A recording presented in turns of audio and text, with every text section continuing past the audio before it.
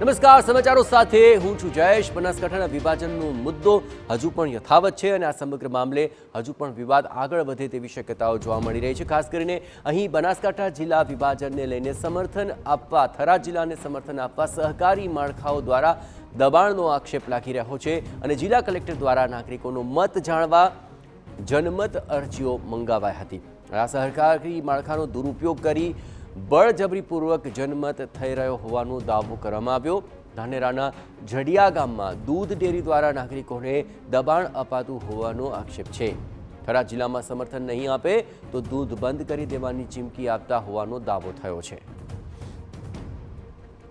બનાસકાંઠા જિલ્લા વિભાજનના વિવાદનો અંત હજુ પણ નથી આવી રહ્યો, ત્યારે એક બાદ એક નવા વિવાદો ઊભા થઈ રહ્યા છે। જિલ્લા કલેક્ટર દ્વારા નાગરિકોનો મત અને વાંધાઓ જાણવા માટે જનમત અરજીઓ મંગાવાઈ હતી, જેને લઈને પણ આક્ષેપો થઈ રહ્યા છે કે સહકારી માળખાનો દુરુપયોગ કરી નાગરિકોને થરાદ જિલ્લાને સમર્થન આપવા દબાણ કરવામાં આવ્યું છે।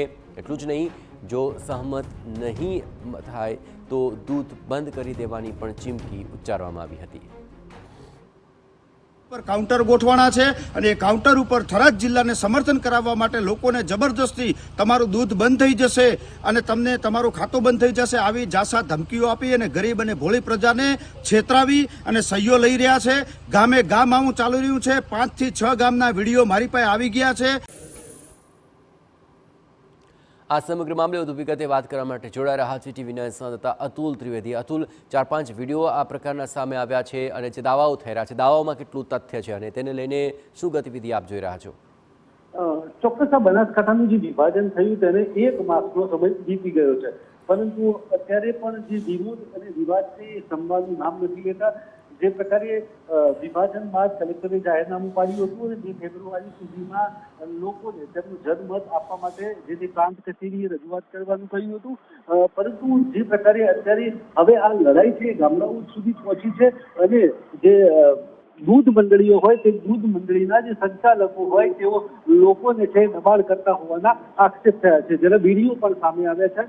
ધાનેરા તાલુકાનું જે જડિયા દૂધ મંડળી છે ત્યાં કાઉન્ટર ગોઠવાયા હોવાના આક્ષેપ છે। વાવ થરાદ જિલ્લાના સમર્થનમાં જો સમર્થન નહીં આપે તો દૂધ બંધ કરી દેવાના પણ જે પ્રકારે આક્ષેપ કરાયા છે અને તેના વિડીયો પણ વાયરલ થયા છે। ત્યારે હવે આ જે વિવાદ છે એ ચરમસીમાએ વધી રહ્યો છે। ધાનેરા, કાંકરેજ અને વાવ થરાદ અને દિયોદર આ તમામ જગ્યાએ વિરોધ અને સહમતિ આ બંને જે પ્રકારે અત્યારે ચાલી રહ્યું છે, ત્યારે હવે અત્યારે જનમત તો લેવાયો છે, પરંતુ હવે આગામી સમયમાં આ વિરોધ જે છે એ કયા પ્રકારે રહે છે તે જોવાનું રહેશે।